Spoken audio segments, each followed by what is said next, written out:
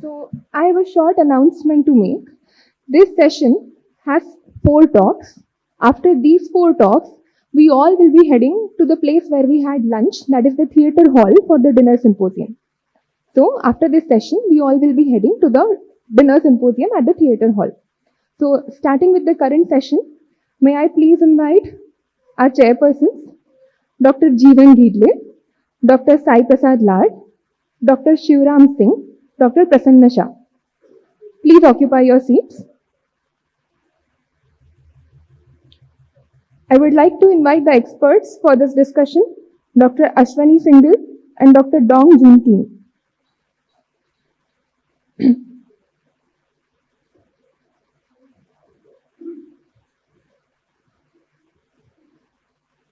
Over to you, sir.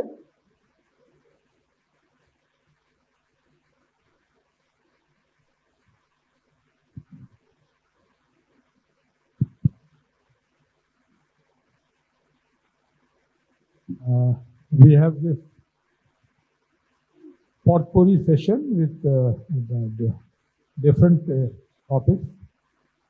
May I now request Professor Patrick Northup for a talk on the very important subject of coagulopathy management for elective and emergency surgeries in cirrhosis. He's been publishing on this for the last 20 years, I believe. All right, thank you. About an hour ago, I gave an overlapping talk across the hall in the endoscopy session. I'm charged now with discussing surgical management of coagulation or hemostasis. We'll talk about the difference between those. So we're going to talk about hemostasis and about coagulation in cirrhosis patients. We're also going to cover risk stratification prior to surgery, just a touch. And when we talk about transfusions, we'll cover exactly what our plans are with those transfusions. And we'll talk briefly about thrombosis as well, because that's an important factor after transplant or after surgery. Okay, I'm not going to go in great detail about hemostasis, but when we talk about coagulopathy, that's a real sense of a lack of coagulation factors, but hemostasis is really what we want. We want our patients to not bleed, and we want to do a procedure that isn't complicated by bleeding. So we're talking about hemostasis. The first part of hemostasis for any vascular breach is the activation of platelets. Platelets mobilize to the side of the breach, and they activate, as you can see on the far right panel. Those platelets form the plug that we see in endoscopy in the middle frame after a bleeding barracks. And they are the initial phase of hemostasis. So having a number of platelets do their job and activate is the first and probably the most important part of hemostasis. After those platelets gather on the vascular breach, the typical coagulation cascade goes underway. The coag factors that all of us remember from training, 2, 7, 9, 10, the rest, all coagulate on the surface of those activated platelets and form this mesh that holds the red cells in while the body heals the vascular breach. Now, the reason that we don't clot our brains off when we cut our toe is because of fibrinolysis. That clot that's formed must break down in a controlled fashion. And the proteins of fibrinolysis are responsible for that. Note that many of these proteins are either cleared or synthesized or both within the liver. So cirrhosis is known for antithrombin deficiency and for protein S functional and protein C functional deficiencies. So the term rebalance of coagulation or of hemostasis was coined by Armando Tripati now 14 years ago. Sorry about that. And there is an somewhat balanced response when the body has less coagulation factors, but also less clot breakdown factors. The balance is tenuous. It can be tipped one way or another, but the reason we have multiple stable outpatients with INRs of 1.9 and platelet counts of 30 is because of the rebalance in many of the proteins and factors that we don't measure routinely. Now let's also remind ourselves, as I mentioned in the endoscopy session, that most bleeding in cirrhosis patients is due to pressure. It's not due to an INR elevation. We've known for decades, really, that variceal rupture is dependent on the size of the varix. That size of the varix is a reflection of pressure. So minimizing pressure will go a long way to minimizing bleeding in patients with cirrhosis. Okay, so I bring up the old parable of the blind doctors in this case and the elephant. And we all know the story of the doctors or the men with the blindfolds on, and they're feeling each individually a separate part of the elephant. The person feeling the tail may say, oh, this is a lovely carpet that's soft. The person feeling the foot may say, oh, this is a stone pillar. Everyone who just looks at an individual part of a total experience is limited by definition because of failure to account for the truth of the whole totality. So we must think about the things we measure when we're assessing bleeding risk, but we must also think about the things that we maybe don't routinely measure. And we'll talk about some of that some. I will tell you there is no ideal test to assess for procedure risk as far as bleeding goes. The ideal test would be a clinically accessible, inexpensive, predictive of bleeding, have low false negatives and positives, and would be something that we could intervene upon to prevent bleeding in the procedure itself. This test does not exist. We do know that INR is bad. I stopped updating this slide 12 years ago, and I ran out of room, but we do know that INR is not a good predictor of bleeding risk in cirrhosis patients. It wasn't developed for bleeding risk. It's not indicative of procedural risk, and it should not be used to gauge bleeding risk in cirrhosis. It is a good measure of protein synthetic dysfunction to an extent, and it does reflect severity of liver disease and indirectly severity of portal hypertension, but the pure INR does not predict bleeding, and correcting the INR no more decreases bleeding risk than correcting a fever decreased the risk from, say, meningitis. You're treating a symptom. When we wrote the AASLD guidance on this, we said that due to conflicting data in the literature, current guideline recommendations do not suggest a specific INR or platelet count that reliably predicts bleeding. And you can read that in the AASLD guidance. We do know, this is a study from more than 50 years ago, we do know that increasing plasma volume, whether it's a FFP or whether it's another volume expander, directly increases portal pressures. It's a well-known fact that the surgery teams in the OR will tell you when they go in for a liver transplant, if that patient has a lot of volume on board or severe portal hypertension, that makes the operation more bloody. It makes the procedure more risky for bleeding. More FFP, whether you give it before or during a procedure, will lead to more portal hypertension. And portal hypertension is probably the enemy that you want to fight, not the INR in most patients. We do know from randomized controlled trial level data that excess volume expansion is acutely associated with bleeding and increased mortality. This study from Barcelona was a landmark study looking at all GI bleeding, but a specific subsection of cirrhosis patients who had GI bleeding, and using a restrictive transfusion strategy, keeping the blood volume and the hemoglobin at a lower level, showed a superior rebleeding rate and superior survival to those patients with increased volume expansion. And this is shown also in the surgical literature, that CVP has a direct relation to the amount of bleeding during a hepatic resection. So the higher the CVP, the higher the portal pressure, the higher the bleeding risk, and the higher the blood transfusion requirements during surgical resection of the liver. The same is true somewhat for platelets, although the data for platelets are a little more difficult to interpret, but a high need for platelet transfusion or a high use of platelet transfusion during transplantation is associated actually with worse survival long term. Some of that is due to reactions to the transfusion and to pulmonary edema. If you didn't believe me when I talked about the INR not being predictive of bleeding and fixing the INR not being helpful to prevent bleeding, this study should prove that to a great extent. This was a test of factor 7A, recombinant factor 7, during liver transplant, and factor 7 was used to normalize the INR, virtually normalize the INR. In this study, there was no difference in those patients who got the high-dose factor 7 versus placebo in FFP usage, total red cell usage, and any other measure of blood loss. So correcting the INR during surgery, at least during liver transplant, is not effective at preventing bleeding. So what tests can we use to assess bleeding risk? I think ROTEM and TAG are probably our best tools currently.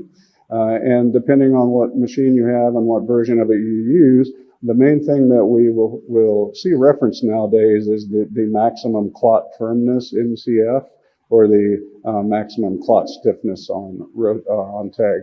There have been many studies on this.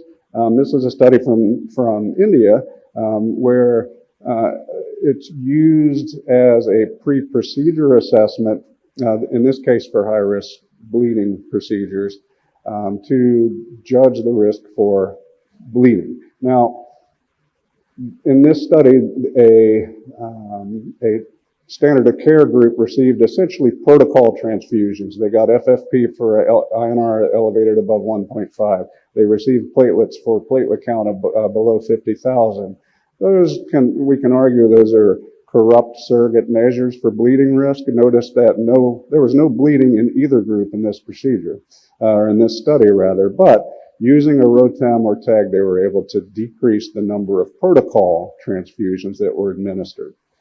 I don't use TPO agonists frequently except for very high-risk procedures. Again, the false surrogate marker for bleeding was a platelet count above 50,000 in these registration studies. These agents are effective at raising platelet counts above 50,000, but they actually really have no impact, at least in the literature, on bleeding risk. Across both the studies for that avatrombopag was used, the incidence of bleeding events was comparable between placebo and the avatrombopag group, and there were 2 PVTs in the treatment study, the treatment arm of this study. Now, when we talk about what kind of complications we can get during surgery, there's 2 major fears from the hepatologist as far as surgery goes. The first is hepatic decompensation. Those patients, their liver will give out. They will go on to get acute on chronic liver failure and die. We're not going to talk about that specific issue today, but there is the fear also of worsening portal hypertension or progressive decompensation. And I truly think that portal hypertension is the risk for most non-hepatic surgeries in patients with cirrhosis. And, you know, this is a study from 2010 now, but in looking at the risk for surgical complications, transfusion during the operation, low albumin, total bilirubin elevation, emergency procedures are always riskier than elective procedures. The presence of ascites and the presence of blood loss all contributed to complications. And I think you'll get the recurrent theme of portal hypertension, bleeding, and volume expansion contributing. We know that even in non-cirrhotic patients, this paper from Laura Elkrief just this last month looked at non-cirrhotic extrahepatic vein obstruction, portal vein obstruction, portal hypertension. And those patients had a significant high risk for complications, including bleeding, after surgery. So It's probably not the cirrhosis that runs the initial risk, especially for bleeding and hemostasis during surgery. It's probably the portal hypertension. We know that the level of portal hypertension as measured by HVPG is predictive of complications from surgery. This study elegantly pointed that out at the various levels of HVPG, but what they didn't look at in this study is, does fixing the HPG prior to the surgery improve the outcomes? That we don't know. We need an interventional study to understand whether this is a symptom or an actual cause. But deep down, I think this probably is a cause of complications, the level of portal hypertension.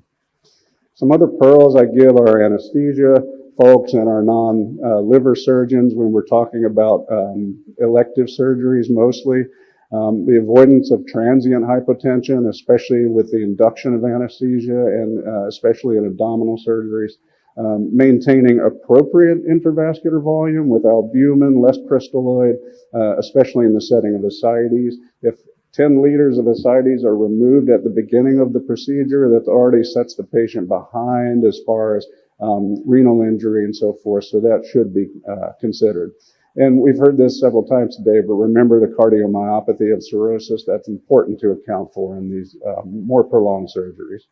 If the albumin volume expansion doesn't improve, norepinephrine, we've heard about it as the pressor of choice, and avoid measures that increase portal hypertension, especially over transfusion and targeting higher than a hemoglobin of 7, unless there are specific factors involved in that. And if you do need to replace coagulation factors, use a low volume replacement that's concentrated in factors like a PCC, not FFP general, unless we're talking about massive transfusion. Now, we've heard about IVC compressibility, and we're trying to do this at the bedside more and more in our practice. This can be done as a volume measure going into transplant or going into surgery, even if it's not a abdominal surgery, or if it's not going to need a CVP during the surgery itself. You can assess real time the IVC compressibility and judge volume status. So in the last few minutes, I'm going to try and end early for once in my life, post-operative management and clots. So we heard that there is a balance of coagulation and hemostasis in the stable cirrhosis patient. We all know that cirrhosis patients get portal vein thrombosis. I have a talk on that tomorrow, or on Sunday rather. And again, this is a slide I stopped updating in 2011, but cirrhosis patients get DVTs as well as portal vein thrombosis. So there is a propensity in some patients, we don't know how to estimate that, to form VTE, either DVTs or pulmonary emboli. This study from Starzl back in the 1980s elegantly shows that even in liver transplantation, looking at the ROTEM, the one at the bottom right there, this one's a tag, not a ROTEM, that is a very hypercoagulable state if you look at the lowest ROTEM or lowest tag. Patients immediately after surgery especially are hypercoagulable once surgical hemostasis is achieved. This is true in transplant, but it's true in most major operations. There is a hypercoagulable phase immediately after surgery and in the first few days where patients are prone for thrombosis. We reported our experience with VTE prophylaxis in liver disease patients many years ago now. And essentially we saw that thromboprophylaxis in admitted cirrhosis patients is really not associated with any complications other than the complications typical of using, say, heparin, which would be HIT. And there were some breakthrough DVTs in our population as well. This is a busy slide, but I've put in blue the ISTH recommendations. This is a consensus document produced by the ISTH, who thinks a lot about clotting and bleeding. And they say, do not consider thrombocytopenia or prolonged INR as absolute contraindications of thromboprophylaxis in our cirrhosis patients, or in our transplant patients. We initiate thromboprophylaxis on day 1, typically, as long as there's no bleeding, and we don't really look at the platelet counts when we're using thromboprophylaxis in our very, at times, high-risk transplant recipients. So, I have 2 minutes to give back. Coagulation and hemostasis in cirrhosis patients is in relative balance at baseline, but easily perturbed. Risk stratification prior to surgery should be done probably at this point with viscoelastic testing or newer methodologies like thrombin generation assays. Transfusions and medical interventions have not really been proven beneficial, whether that's FFP or PPO agonists or other interventions. They have not been shown proven to prevent bleeding. Remember that our surrogate markers of platelet count and INR are probably invalid in bleeding prediction. And finally, don't forget that postoperative management should include routine DVT prophylaxis unless there's a predominant reason not to. And with that, I will end early. Thank you. Thank you, Patrick. If you want, you can join us here. Patrick, you can join us here. I'd like to call on Mehul Shah to talk on special filters in liver diseases, current evidence, and what is on the horizon. Mehul.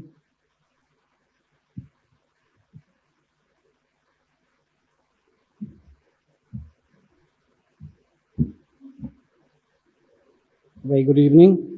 And at the onset, I'd like to thank Akash and the team for a fantastic academic feast. And I hope not to leave you all confused like the first slide is, not spinning you all around. But let me take you all through to something which is different, probably not discussed so much. Special filters in liver diseases. So we all know that at any situation when there is an acute infection or an inflammation or any sort of stress in the body, we are landing up with inflammatory mediators in the form of damage-associated protein molecules or an infection, pathogen-associated protein molecules. And all of these then, in the situation of a liver failure, whether it is chronic or a fulminant liver failure, leads to an endogenous release of immunomodulatory cytokines and a response, which then would cascade down into a cytokine storm that we've heard of. And that leads us to a situation where we are left with a vasoplegia, a refractory septic shock or a refractory shock, which then culminates into a multi-organ failure. And the mortality of this is very well understood to be very high, nearly more than 70%. So there is a list of these inflammatory markers which we are all read or have understood recently.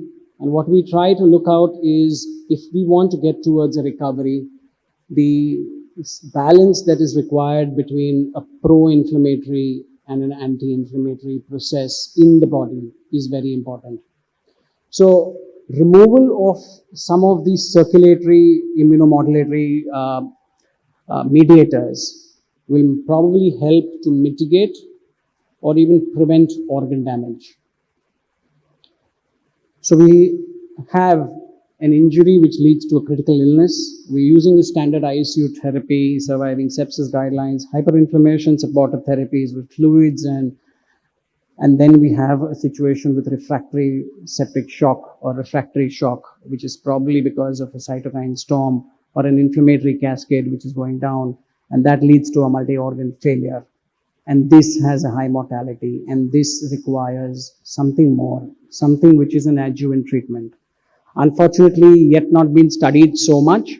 So I wouldn't say studied so much. I would say that no randomized controlled trials have been possible in these therapies, purely because of the standardization, heterogeneity of the population, and a lot of questions unanswered.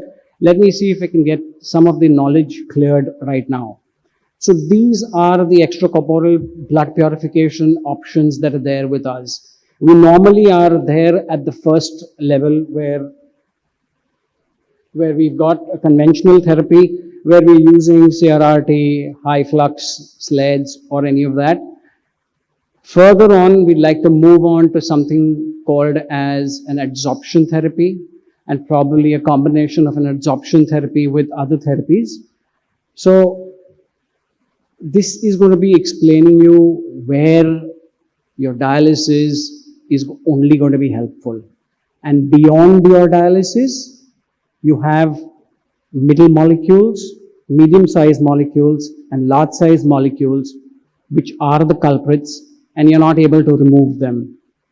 So there are multiple options and multiple therapies available. We've all heard of plasma exchanges, filtrations. I'm going to be talking on hemoadsorption and the use of them in the present era. In acute and acute kidney injury and acute liver failure, a lot of these toxins and these metabolites like bilirubin, bile acids, and cytokine releasers like IL-6 and the other inflammatory markers, TNF-alpha, have been known to be correlated to the severity of disease and lead to a lot of mortality. And removal of some of these are a good point where we can start and go beyond our conventional therapy. So beyond the conventional dialysis membrane is where we can use hemoadsorption therapy. There are multiple ways in which these hemoadsorption therapies can be laid and designed. I won't get into the details of that. Probably, I think it's going to be covered in the next few talks. But a simple point is, the first is the hemoadsorption, where you're just putting in a pump and a hemoadsorbent, which absorbs all these cytokine or inflammatory markers. You can mix it and match it with CRRT, so it can be used along with continuous renal replacement therapy. Some of these filters do also work well after a plasma filtration, so you could do a plasma filtration and add some of these filters, which could be added with a filter or a double filter. So there is a newer fad towards double plasma molecular adsorption systems, which is coming up. Just to give you an idea on what is the concept or what is the theory behind using any of these filters. It basically works on three of these principles. You know, these were discovered way in 2000 and in 1992, where proposing to remove any of these or adsorbing any of these inflammatory markers would definitely reduce or mitigate your damages. And some of them coming out from the plasma would release them from the tissues and hence help to reduce the damages further. And then the iceberg theory, which talks about the cytokine storms and the markers that you've been measuring are probably just the tip of the iceberg, what you're seeing. So the concept is basically not only a membrane filtration, but an adsorption. And this adsorption works with different types of principles: a direct absorption, an ion-cation exchange, and an immunoadsorption. These filters that you will see, they are the ones that have different types of pore size and hence are able to absorb a certain type of inflammatory marker or a certain substance. And the density of these filters will also be helpful to tell you the amount of substance, the quantity of substance that they are able to absorb. So what are we trying to achieve? We're trying to get some toxin removal so that the further inflammatory cascade and the multi-organ dysfunctions are coming down, reduce the inflammation, and then try and see that along with the support of multi-organ, whether this situation of refractory septic shock going into multi-organ dysfunction can be mitigated. Are there any guidelines on this? I couldn't find anything. As I said, very few trials done, but there were a couple of recommendations from the societies in Italy, and we've had one from India. We will talk about some of these guidelines a little later. Let's just understand the commercially available filters in our country. And we've got Cytosorb, which is by a cytosorbent in the US. We've got HA33, that is by Jafran in China. Oxaris, which is again by Baxter. And we've got Toramycin from Toray Medical in Japan. Hemophil is again another filter by Toray. I'll talk on some of them and I'll try to cover briefly about all of them. I have 7 minutes, so Let me take it a little more fast. So cytosorbs, these are easily used with multiple types of hemofiltration, even with ECMO circuits and even when CP bypass. And they have been used for, besides cytokine release, helpful in liver diseases where you've been able to remove bilirubin, a good amount of myoglobin, and sometimes recently been studied when you have patients on, tecagrelor, where you've been able to reverse and absorb the drug and then take the patient up for surgery. Similarly, HA330 is being used quite frequently with another filter, which is BS330. These both have been used in a combination for, filtration, where in patients with cytokine storm or in patients with hepatitis, I'll show you in a couple of slides, the time where you've been able to reduce from transplant-free time has also come down. And TORE is another filter which you should remember that can be used in an endotoxemia. So if I make it very simple, you have the cytosorb which is used for cytokine storms, but not applicable for an endotoxemia, and you have the other ones which can be used. So just about these filters, they're basically polymeric beads, and they have an increased surface area as high as 45,000 square meters, and the blood essentially flows through interparticle between the particles and helps. And the principle on which cytosorb works would be probably a concentration dependent gradient. So if there is a high amount of inflammatory markers in the system, it would remove a good amount of these inflammatory markers, and if that's low, probably it won't be much helpful. It also depends on the size of the molecules. Classically, the molecules of concern or importance to us would be procalcitonin. You've got myoglobins, you've got bilirubin, and you've got IL-6, which are, and this cytosorb can be used, as I showed you, in multiple easy setups. Let's come to the evidence behind cytosorb and talk about it in perspective with the liver. So you've got cytosorb being used in acute liver failure, and if you see in this group, 5 ICU survivors. Mind you, all the studies have been done in limited amount of population because it's been always rarely been used, always used as a last ditch of survival, and hence your outcomes are not that great. But yet, there is a good amount of evidence there. Here, we've seen in 5 ICU survivors helpful to reduce bilirubin, procalcitonin, and IL-6, and early use probably will be a good use. In patients with hyperbilirubinemia, there is a good cytosorb registry which talks about the use in hyperbilirubemic states, and they found 90% of these patients at the end of the heme adsorption therapy still surviving. Acute and chronic liver failure, a good amount of case series of patients, 28 patients done with a mortality benefit, and improvement in the liver function, CRP levels. Single-centered study again showed a good reduction in the lactate level, CPK, and the total bilirubin, and a 30-day mortality again. Cytosorb has been studied well in liver transplant. Few case reports which I like to highlight, where here in one of these patients it was used as a bridge, especially in a retransplant patient. But yes, these are case reports. As a bridge to transplant in acute and chronic liver failure, the role of cytosorb has been there.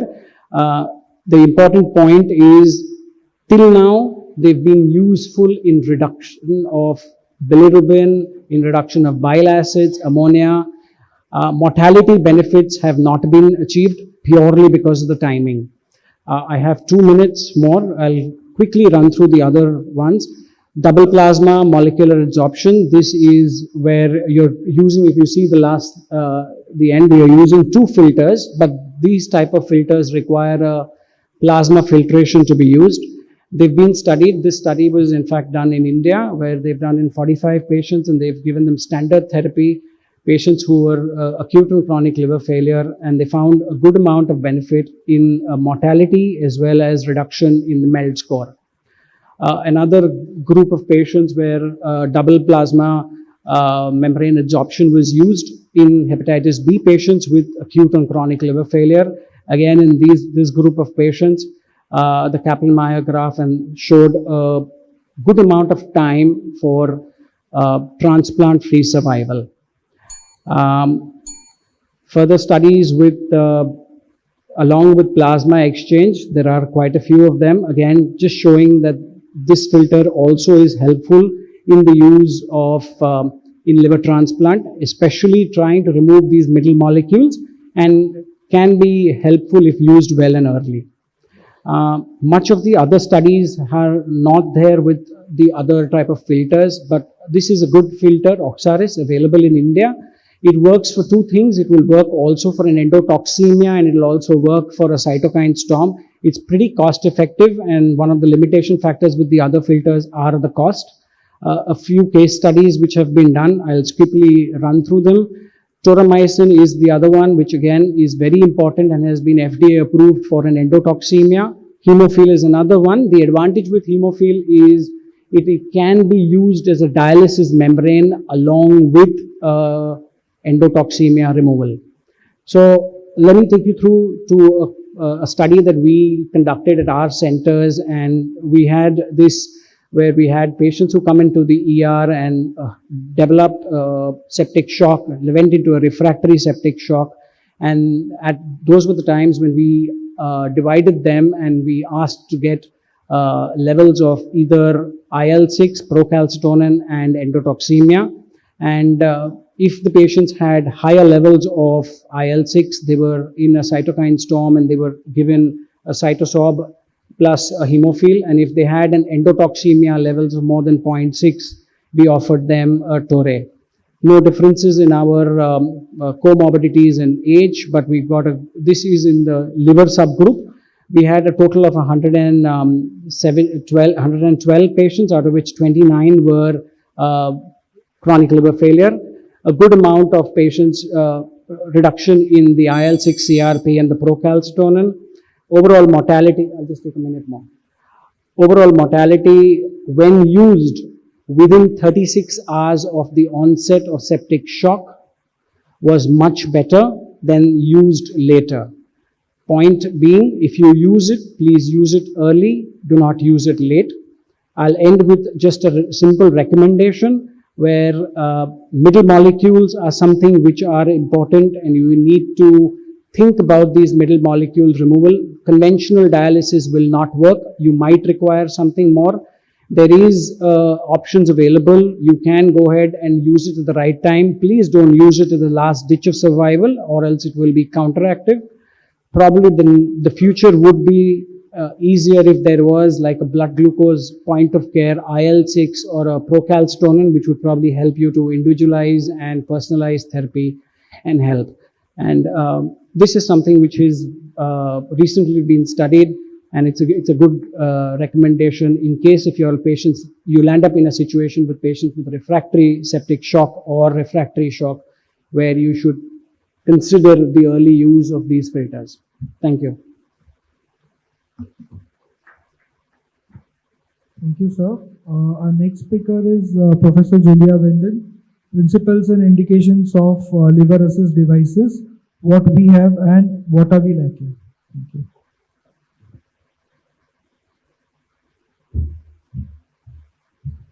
So first of all, thank you very much indeed to the organisers and Akash particularly inviting me. Declarations of interest. I have no formal declarations of interest. I am without question an enthusiast and an optimist.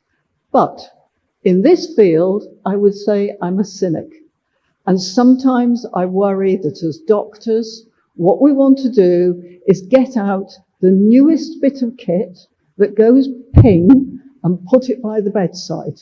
And we don't necessarily want to look at the evidence or develop the evidence. And for much of what I'm going to speak about, I think we need more randomized controlled trials with real clear definitions of the cohorts of patients we are aiming to look after. So we've got acute liver failure, and I would argue within that you've got hyperacute and acute, and you've got subacute, which is very different and is probably closer to an acute on chronic liver failure with whatever piece of equipment I use, the odds are when they've fulfilled transplant criteria, what they need is a new liver. They don't need a piece of equipment to try and support them. The critically ill cirrhotics, we need to understand what is reversible.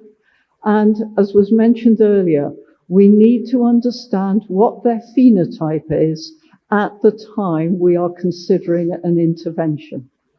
There is a lot of work coming out now in the critical care literature, going back and looking at big studies which were negative and breaking them down into an inflammatory phenotype or an immune compromised phenotype, and then looking at the intervention. We cannot assume everyone is inflamed. Some of them will actually be immune compromised. Is it different from sepsis? Well, a bit of it is. They're much more jaundiced, they're more coagulopathic, they've got high bile acids, and certainly the bile acids we know are toxic and that we need to clear ammonia, but that's fairly easy, it's a water-soluble product. So what are we trying to achieve with this equipment? We're trying to improve survival and quality of life. That might be a transplant, it might be spontaneous regeneration. But let's be clear what we're looking for, who we're looking for it in, and then take it from there.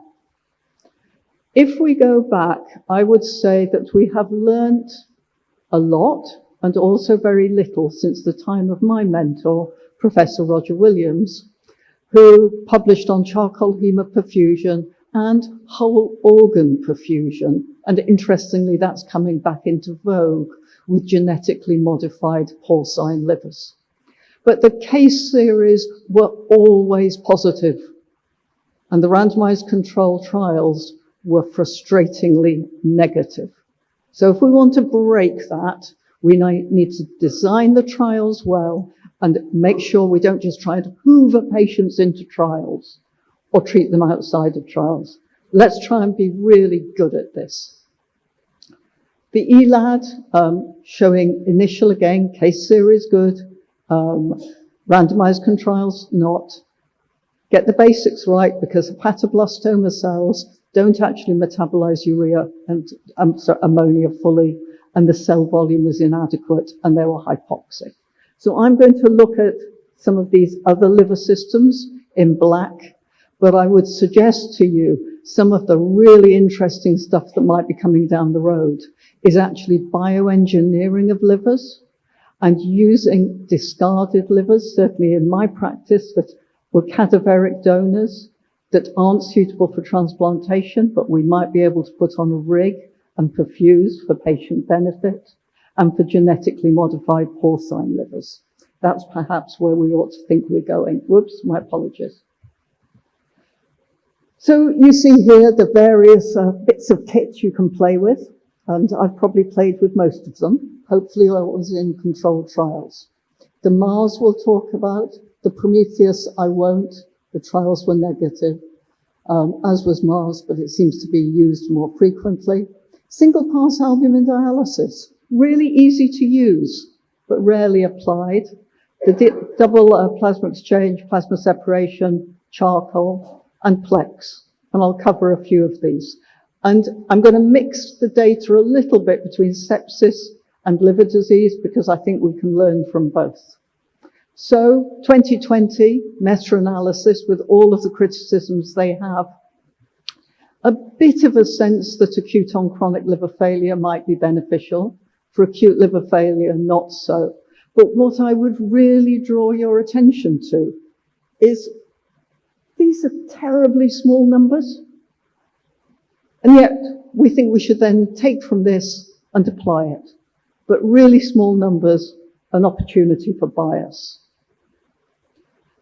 And this is not without complication. So, hemodynamic instability, definitely seen. Bleeding, definitely a tendency towards disturbed coagulation. And we heard very elegantly in the first presentation, coagulation in liver disease is complex. And when you have big extracorporeal circuits running, it's particularly complex. Drop in platelet counts and risks of line infection.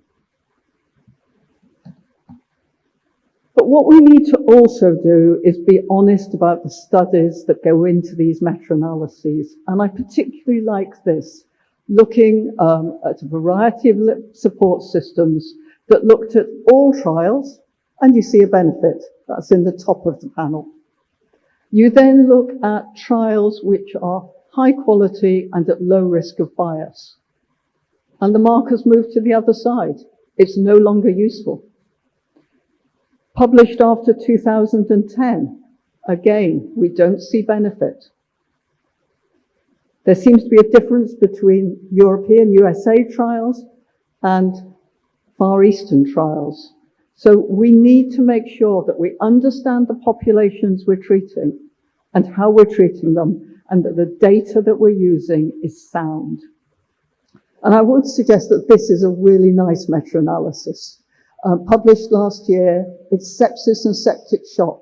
But interestingly, the only thing that comes out as significant is plasma exchange. There's other things that are suggestive, but they're not fully across the line. So be careful what you wish for. Just because it's something nice and new doesn't mean it's going to work.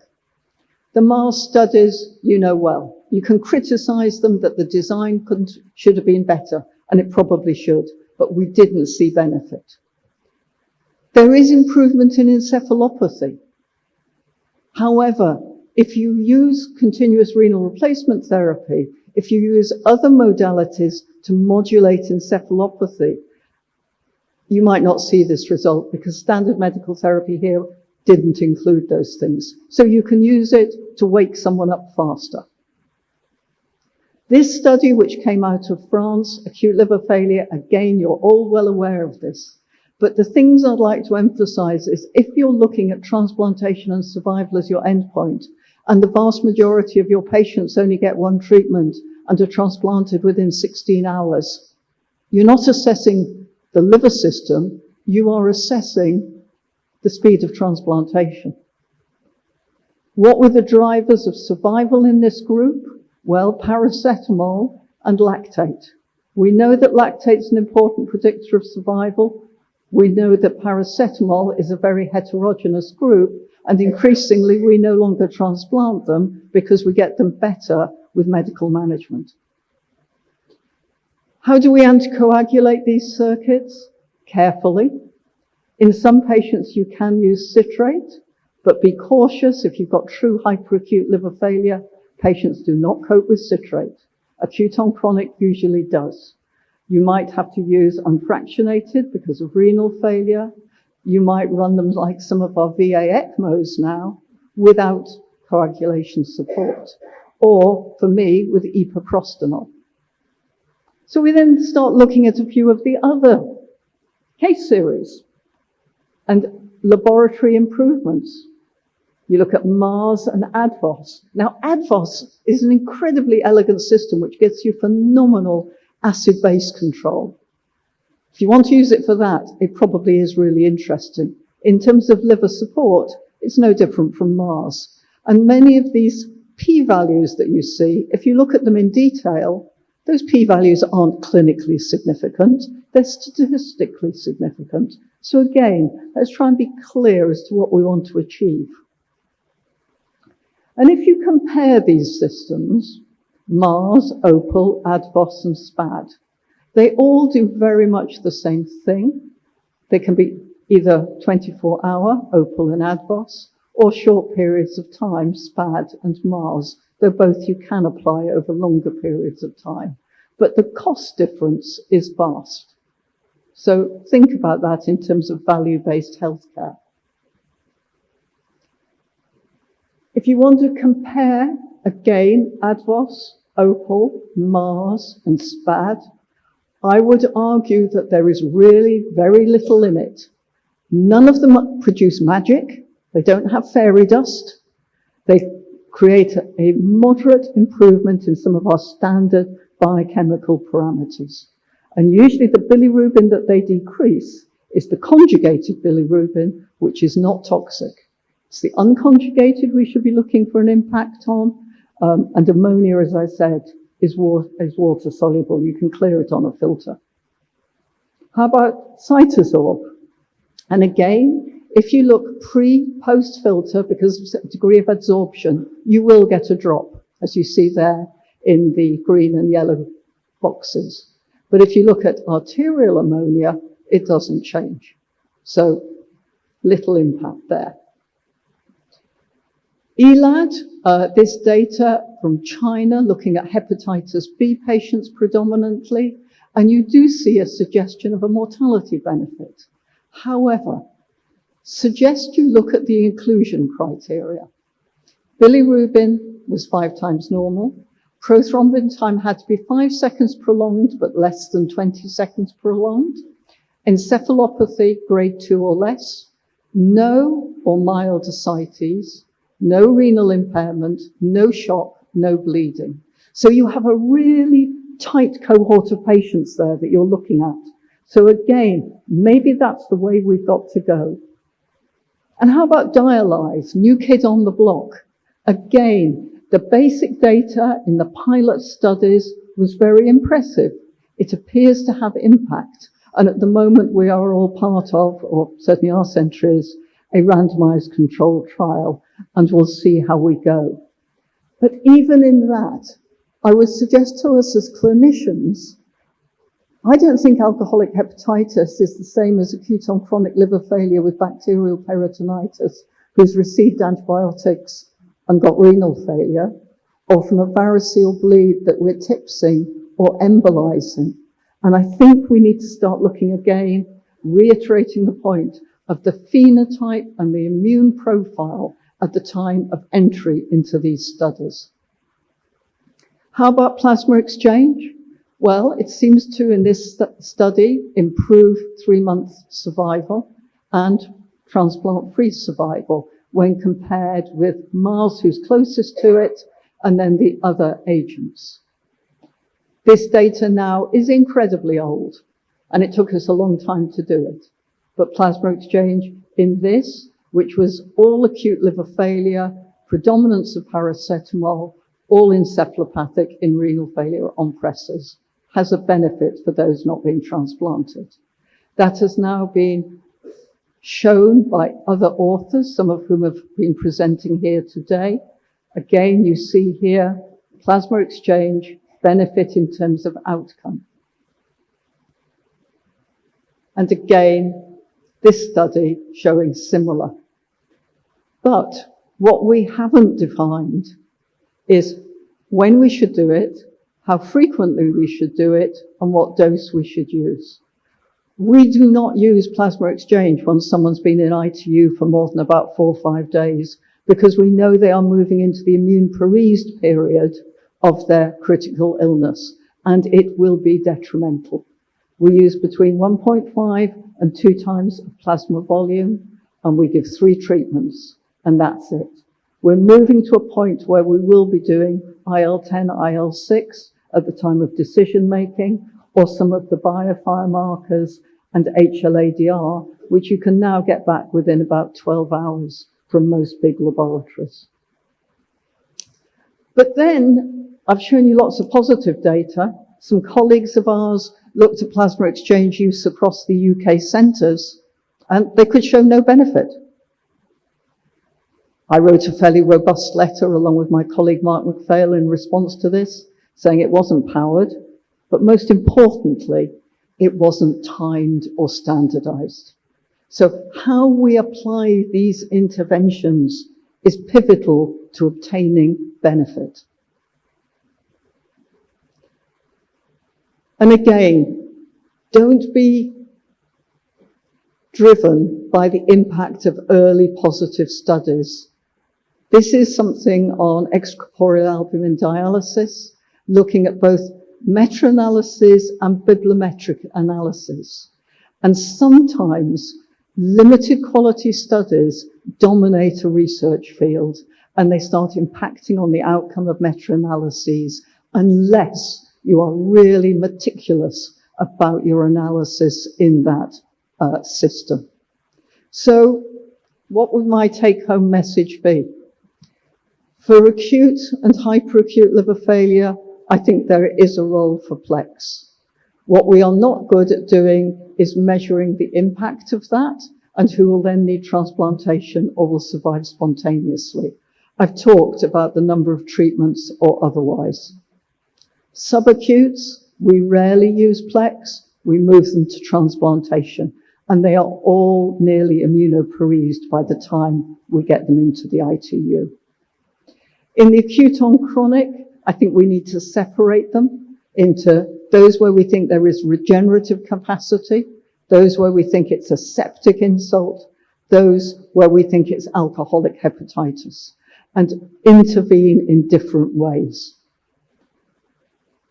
Can you look at pre-insult management? Sick patients, cirrhotic patients may be going to theatre. Should we be intervening with them?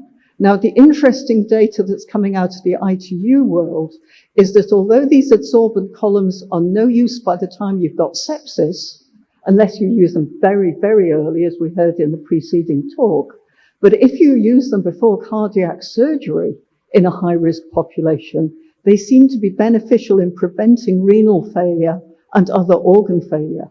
So this opportunity to think of these in an interventional manner is possibly where we should be going. So with that, Chairman, experts, ladies and gentlemen, I will leave you with perhaps that slightly enthusiastic, slightly cynical view of liver support systems. Thank you. Thank you very much. For the next lecture, may I invite Dr. Jaswinder S. Maras for his talk on multi-omic algorithm in ICU, bench to bedside. Dr. Jaswinder, please. Good evening, ladies and gentlemen. First of all, I'd like to thank Professor Akash for giving me this opportunity to present some of our work. I am Dr. Jaswinder Singh, and I'm Associate Professor at RBS, and I'm heading the Laboratory of Multiomics.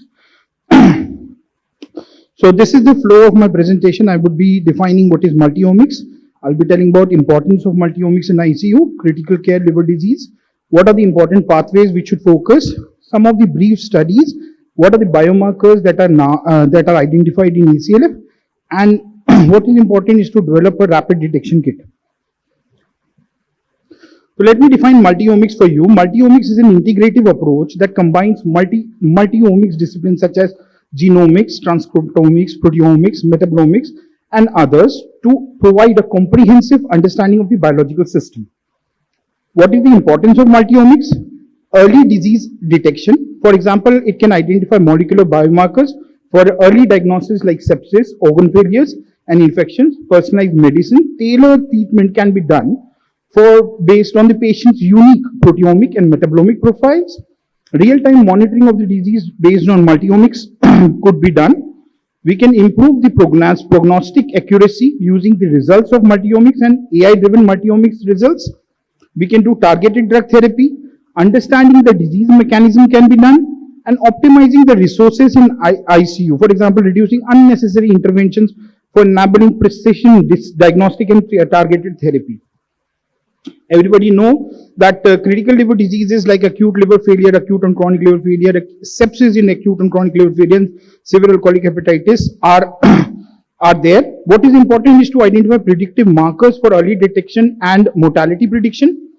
For example, ACLF can be defined as a syndrome which is characterized by acute hepatic decomposition. Everybody knows it can happen because of alcohol and viral diseases. What is important is that systemic inflammation and immune dysregulation and metabolic derangement are the root cause of ACLF, which causes organ failure. What are the metabolic alterations in ACLF? It is impaired energy metabolism, that is reduced ATP production, altered amino acid metabolism, increased branch chain amino acid, lipid metabolic disturbances, imbalance in bile acids, dysregulated urea cycles, and impact on organs such as brain, hepatic encephalopathy, renal. These are involved. So, list of some important studies.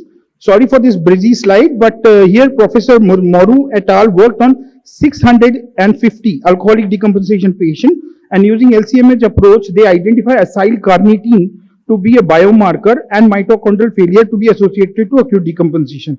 Again, in 2023, Emmanuel from the same group worked on the canonic and the predict cohort and identified 3-hydroxy methyl glycol sulfate hepatol carnitine, again a marker of mitochondrial failure, as well as galactouronic acid associated to early mortality in ACLF patients.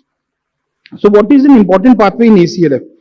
So ACLF, where chronic liver injury could be happening because of alcohol or HBV, there is systemic inflammatory response or activation of immune cells which leads to liver failure. Per se, there is a huge amount of mitochondrial failure which actually governs multi-organ failure in ACLF patients. What are the important indicators for ACLF? So there are these indicators which are known. Glucose-related ACLF indicators are pentose phosphate, D-glucuronic acid, lactic acid. The lipid-related indicators are free fatty acid, sphingolipids, amino acids such as pyrimidine, glutamine, and ammonia. All are associated to systemic inflammation and activation of immune systems. Some of the brief studies here in this paper, Professor Moru et al. Worked on the tryptophan metabolism and identified quinolinic acid, which was increased significantly in acute decompensated patient, and it is a marker of acute and chronic liver failure and early mortality. We working on the urine showed that increase in acyl carnitine associated to severe alcoholic hepatitis. Here the acyl carnitine level, if it goes beyond 25,000 nanogram per ml, it can reliably segregate survivors and non-survivors from severe alcoholic hepatitis. Again, working on the blood metabolomics and other factors, they identified, Professor Moru and other group, they identified a list of 28 metabolites. These 28 metabolites were increasing in the organ failures and were associated to basically mitochondrial failure, which we showed when we worked on the urine samples. So they identified heparocarnitine and octanocarnitine, which was concordant to our results. But these results were validated by a Chinese study which showed that using these 38 markers, they were not able to clearly distinguish between alcohol acute decompensation patient, and the differentiation was not there between them. Further, the Cliff Met study where they worked on a very big cohort of 831 canonic patients and validated this study on the predict classification. They identified a set of 30 markers. These are the set of markers, and among them only 2 markers, that is 4-hydroxy-3-methyl glycol sulfate and hepatol carnitine was used, and based on that Cliff Met 1 and Cliff Met 2, which gave us a C index at 92% and 93% was identified. So they say that galactouronic acid was associated to independent mortality with short-term mortality, and identified hepatol carnitine associated to mitochondrial failure. So everybody knows that acute and chronic liver failure, it has a golden window. So if treated with the golden window, and looking at the recent discussion which Professor Shah has done, that plasmapheresis is very important. we compared in our hospital, we compared the metabolome of patient with ACLF on hemoperfusion versus plasmapheresis, and identified that patients were significantly different. And when survivors were compared to non-survivors, we identified 11-dehydroxycorticosterone to be significantly higher in non-survivors, and this is because of the accumulation of corticosterone. And when we compared plasmapheresis to standard medical therapy to hemoperfusion, you can clearly see that all the metabolites were significantly down-regulated after treatment with HA as compared to baseline. So we say that HA provides a better result than plasmapheresis and standard medical therapy. We worked on the urobilinogen, which is a marker, which is a metabolic product of bilirubin, and we showed for the first time that it is associated to intestinal permeability, corticosteroid non-response. In a patient group of 719 patients, we identified 223 patients with steroid therapy. Steroid responders 186 and non-responders 37 were compared using omics, multi-omics and machine learning. This is the discovery, this is the patient profile. You can clearly see the non-responders are clinically more severe as compared to responders. Moreover, when you see the metabolomics profile of the non-responders and responders at baseline, day 3, day 7, you can see that the non-response patients were exactly there, but the response was segregating themselves.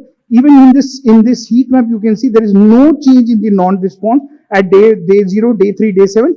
But when you give corticosteroid to the responder, you can clearly see visible change in the metabolomic profile of the responders. This says that the responders change when you give corticosteroid, but non-response does not change. Can we identify baseline markers? Yes, we can. When we compared them we identified responders and non-responders were significantly different. And using multivariate analysis, we identified urobilinogen to be a good marker for non-response as well as higher mortality.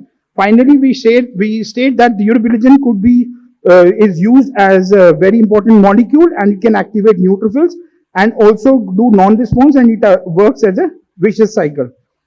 When we worked on acute liver failure, this is a very important study which we published in Journal of Hepatology, where we showed that the biomolecular map of albumin identifies signatures of severity and early mortality in liver failure. Here we actually worked on the albumin, purified albumin, and did multi-omics analysis on the albumin. What we did was we took acute liver failure 200 patients, and they were divided into survivors and non-survivors, and they were subjected to albumin modification analysis, where we showed that hyperoxidation, hypoglycosylation is a state of non-survivors in ALF patients.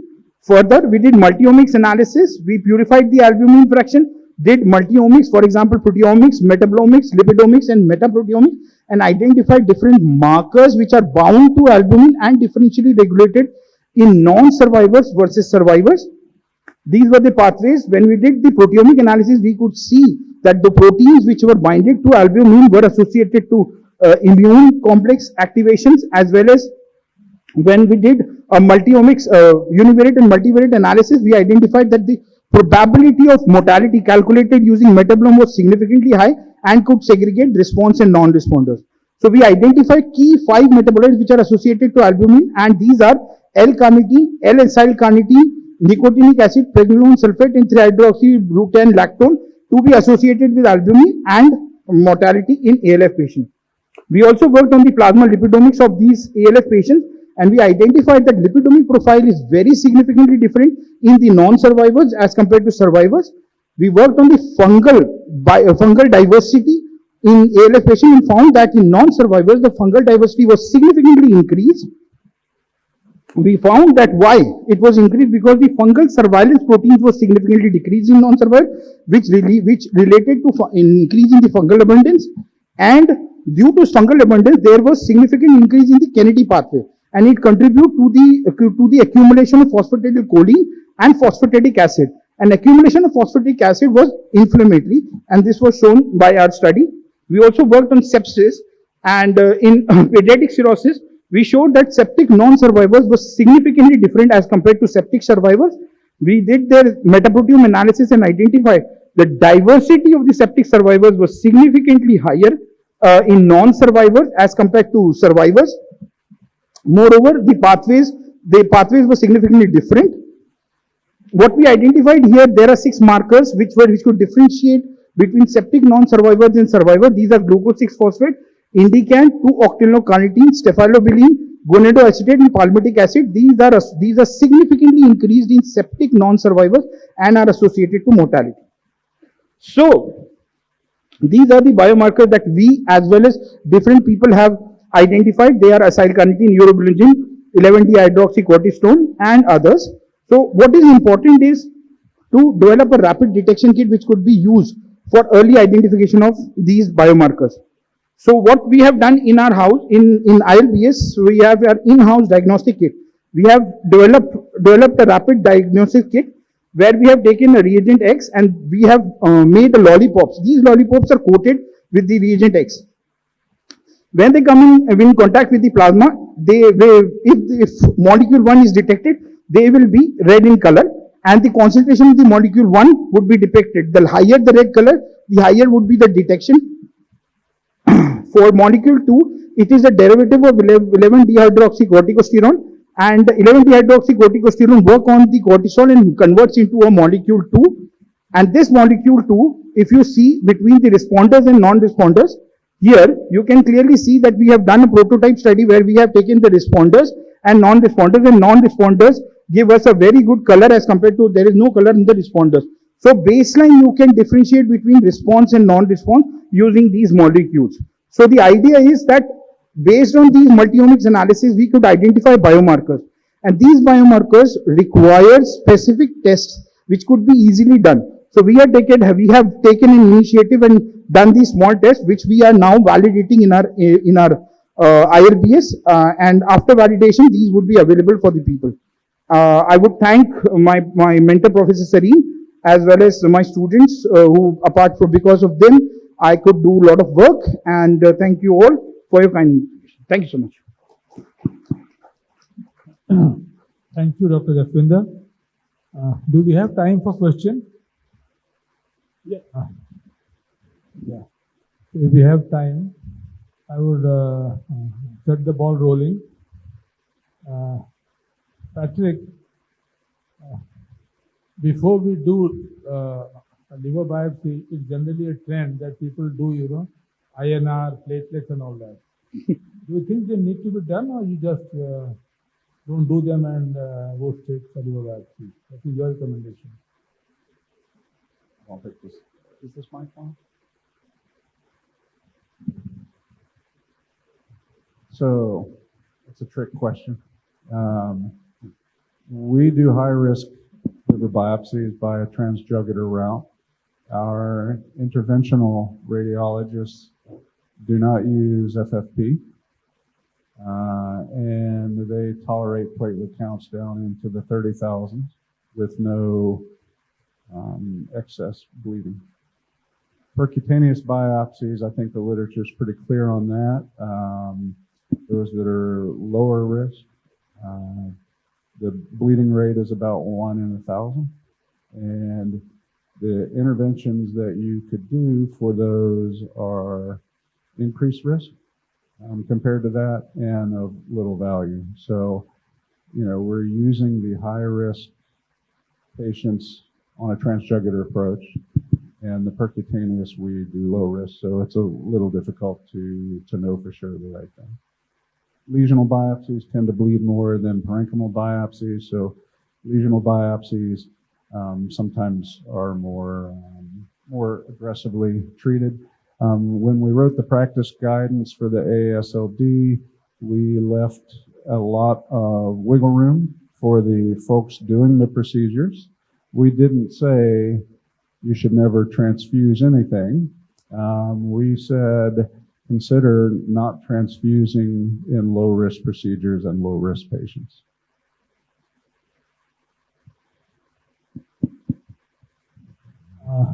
Thanks. I think your subject is that's one area where there's the least, concordance between different societies. So I think since we are running short of time, and we'll have one question. Vivek, yeah. Thank you, Dr. Shibra. It's a small question for Professor Julia Wenden. See, among the extracorporeal liver support modalities you spoke of, continuous veno-venous hemofiltration for removal of the small molecules for hyperammonemia and for management of cerebral edema may not be a problem with paracetamol these days, but with viral hepatitis, Hep A, Hep E, it's a major problem. It can progress very rapidly. So what are your thoughts on the use of CVVH in this subgroup vis-a-vis plasma exchange? So, you can hear me. This is working. So I think renal replacement therapy continuous is really good for water-soluble mediators. We would use that as a standard. Anyone who's oliguric or who's hyperammonemic, and consistently so following resuscitation. In terms of plasma exchange, we will usually use renal replacement therapy as our first parameter of choice. And then if we think someone needs Plex on top of that, we will run both systems together. So it's not one or, sometimes add them together. Thank you. Thank you, Julia. Now I think I request Professor Ashwini Singhal and Professor Kim to continue with their wrap-up and end the session. Good evening, everyone. So what we have decided to wrap up, I don't know, thank you, Dr. Akash Shukla for making us sit here. I don't consider myself as an expert of all these 4 talks. Listed, I have never given a talk on any of these subjects on this, so by no means I should be sitting here. My job was to take notes and just summarize what I learned during these 4 talks here. And so the first talk I will start, we will just alternate. I will start the first, alternate with my co-session expert, Dr. DJ Kim. So Patrick made a very clear statement that INR is not a reflection of what the true bleeding state or the coagulation state of that individual is, because we are not measuring the anticoagulant factors. He also made it clear that the bleeding risk in these patients is not only from the liver failure, but also from portal hypertension. That should be kept in mind. And therefore, we should avoid giving too much of fluids. And there is no ideal test which can tell us how much fluid and what kind of fluid to give, other than if we do a TAG or ROTEM in this patient population. But in real practice, I don't know how commonly that happens. Maybe whatever number of people we are here, we can have a show of hands. How many of you do TAG or ROTEM before a routine elective procedure on the floor, medical floors? Just raise of hands. TAG or ROTEM. Okay, okay, okay, okay. 5%, 5%. So that is what I actually thought. 95% of us do not do TAG or ROTEM before the actual performance of any procedures. And same is, I don't go to the operating room, but before, as a hepatologist, how many of us do a ROTEM or TAG before sending the patient to the OR for an elective or emergency surgery? Okay, okay. A little more hands, probably 10%, 10%. Okay, still 90%. So I think the crux is that this is still an evolving area, if I can use that word, and maybe we need more studies to lay some guidance and develop some, easy protocols or essays to be done on floors, which can be used by residents and fellows to optimize fluid management and blood product management in this patient population. So before I move on to the second talk, maybe a question or anything on this talk from the floor? Okay. One thing I didn't realize, for elective procedure, if the platelet count is low, I think you made a statement, Patrick, that growth factors, platelet growth factors, do not seem to reduce the risk of bleeding in a randomized controlled trial. What do you think? If that is the case for dental extraction or something, which is routine elective procedure, should you use or should you not? Yeah, I think none of the studies in TPO agonists were powered to show a difference in bleeding. And again, I think it's a flawed surrogate marker to use a platelet count of 50,000 as a marker for bleeding risk. So we don't have any studies. There are no prospective studies looking at interventions to decrease bleeding in cirrhosis patients as far as hemostasis goes. So bleeding is uncommon, as you heard, and so these studies would need many thousands of patients to show a difference. And I'm not sure the interest, frankly, is there to do a 2,000 person study to show that you don't need to do anything.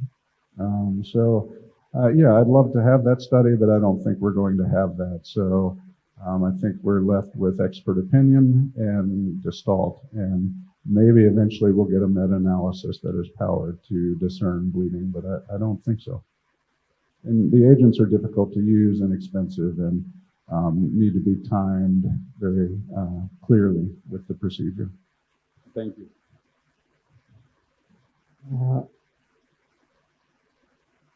Dr. Shah gave us a very extensive summary of special filters in liver disease.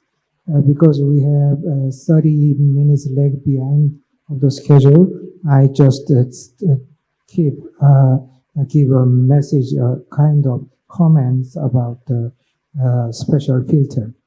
When we use the unselective or less selective filters or adsorption, which may include growth factors and anti-inflammatory cytokines, which is beneficial to regeneration, might have unwanted effect. So that's the reason why the final clinical result are so controversial and at times contradictory as we expect. So, any questions on the second talk on filters? If not, we have a few seconds left. 40 seconds left, so we'll wrap up the last two talks. So the third talk by Dr. Julia Vanden from UK. I think she made a very clear point. What I liked about is that this is doing studies in this field is really challenging from several perspectives. The regimens are not very standardized, and different studies, the protocol is not standardized. And I think the most important, the transplant criteria are very ill-defined in that population. So it could be a low-hanging fruit for one center, it could be a high fruit for another center. So that makes it really heterogeneous in terms of evaluating liver transplant-free survival in a clinical trial. Like you mentioned, the ELAD study, which actually had a better survival with the intervention. So I think that was fairly learning from that particular talk. She mentioned about a lot of liver assist devices, whether it is MARS or ELAD or Dilate, which is mostly in UK. So I think those were the learning points from me and for you also. Any questions on that particular? I think you should have one or two questions on that. So let me ask you this, Dr. Vanden. We typically, you mentioned, made it very clear that these liver assist devices should be as early as possible so that you can not only bridge to the definitive treatment and improve the quality of the life in the meantime. How about if the horse has already left the barn and the patient is, say, for example, cliff ACLF score of 60s or 70s, just to improve the quality of life, do you think you would recommend liver assist devices just to maintain quality of life? Gosh, that's a really difficult question, particularly at the end of the session. I think quality of life needs to be, we need to, in their talks later on, really be honest with patients about what their outcome is likely to be and what they want out of their life. And it might not be having lots of big lines stuck in you and sitting on an ITU, being on a filter if you haven't got a transplant end game. So for pruritus, I think we have got interventions and they work. We're using some of the more invasive liver support systems that might have detriment as well as benefit. I think we still need to be really cautious. Thank you. Yeah. I think we're short of time. You want to add? Yeah. Yeah, sure. Dr. Maras gave us an overview of published studies regarding multi-omics biomarkers and even in-house development of kits. However, I would like to point that methodologies are different among studies. So recently, FDA and Lancet consensus statements and others emphasize that methodological checklist and standardization is emphasized at present. So when we read clinical or translational researches, we have very keen about the methodological difference and the influence of the result.